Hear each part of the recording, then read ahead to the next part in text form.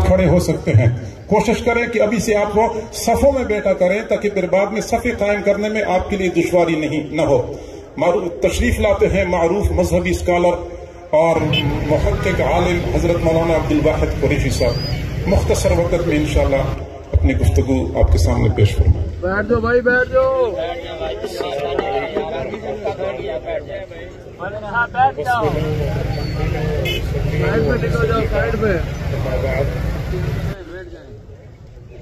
میں گفتگو کی نیت سے حاضر نہیں ہوں گا. حضرت مولانا حبیب اللہ رب کریم جزا خیر عطا فرمائے، ان کے حکم پر میں آپ کی خدمت میں 2-4 کلمات عرض کر رہا ہوں. میں خود اس وقت اپنے آپ کو آپ ہی کی طرح تعزیت کا مستحق سمجھتا ہوں. ہمارے شیخ و مرشد حضرت مولانا عزیز الرحمن ہزاروی نور اللہ مرکزہ کے بعد میرے اوپر خصوصاً حضرت پیر صاحب کا والد والا شفقت والا تعلق تھا. آج میں اپنے سر سے وہ شفقت والا تعلق اٹھتے ہوئے محسوس کر رہا ہوں. اسی تکلیف اور اسی غم اور کرب میں آپ سے 2-4 باتیں عرض کرنے لگا ہوں. میرے معزز دوستو، بعض جنازے ایسے ہوتے ہیں جن جنازوں میں شرکت کر کے بندہ اپنی مغفرت کا سامان بنا لیتا ہے. ہم حضرت کی مغفرت تو یقیناً ہے، اس کے جنازے کے لیے نہیں بلکہ اپنی بخشش کے سامان کے لیے حاضر ہے. ائمہ اربعہ میں ائمہ ثلاثہ کے ہاں شہداء کا جنازہ نہیں ہے، وہ بخشائے ہیں.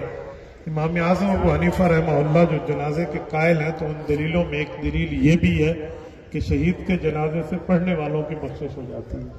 تو میں یہاں اس نیت سے اس جنازے میں حاضر خدمت ہوں. حضرت کے لیے بہت سی باتیں ہو چکی ہیں. مجھے ایک عربی زبان کا شعر یاد آ رہا ہے کہ لیس علی اللہ بمستنکر ان یجمع العالم فی واحد. رب کریم پہ بات کوئی مشکل نہیں ہے کہ اللہ تمام جہان کی اچھی صفات کو کسی ایک شخصیت میں جمع کر دے. ہمارے حضرت نقشبندی رحمت اللہ تعالی علیہ میں یقیناً ایسی ہی ترتیب تھی. رب کریم نے ان کو تمام صفات کاملہ سے نوازا تھا جو ایک شخصیت میں ہونی چاہیے اور نبی پاک کے وارث میں چاہیے، مطلوب ہو. وہ ساری چیزیں یہاں پر موجود تھیں.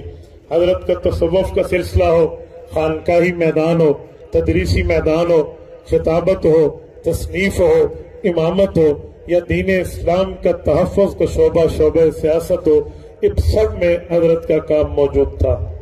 حضرت صرف ہمارے جمعیت علماء اسلام کے مؤید نہیں تھے، حضرت صرف ہماری تائید اور شفقت نہیں فرماتے تھے، بلکہ میں اس بات کا گواہ ہوں، حضرت شیخ الحدیث مولانا حبیب اللہ دامت برکاتہم العالیہ گواہ ہے کہ حضرت نے قائد ملت اسلامیہ حضرت مولانا فضل الرحمان کے الیکشن کے جلسوں میں شرکت فرمائی ہے.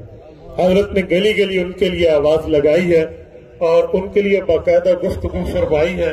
مجھے ڈیرہ اسماعیل خان میں حق نواز پارک کی حضرت کی گفتگو یاد ہے. ہمارے بھائی کفیل تشریف فرما ہے، ان کے یہاں حضرت کی آمد اور سیاست اسلامیہ کے دلائل پر یہ ساری باتیں میرے سامنے ہیں. رب کریم حضرت کو کروٹ کروٹ مغفرت اور جنت عطا فرمائے، قبر کو جنت کا نور بنائے. اللہ رب العزت ان کے تمام پسماندگان سے میں صبر جمیل کی اللہ سے دعا کرتا ہوں اور ان کے ساتھ اپنا قدم بقدم شانہ بشانہ ٹھہرنے کا یقین دلاتا ہوں. رب کریم ہمیں حضرت کا فیض عطا فرمائے. جزاکم اللہ تعالی وآخر دعوانا ان الحمد للہ رب العالمین.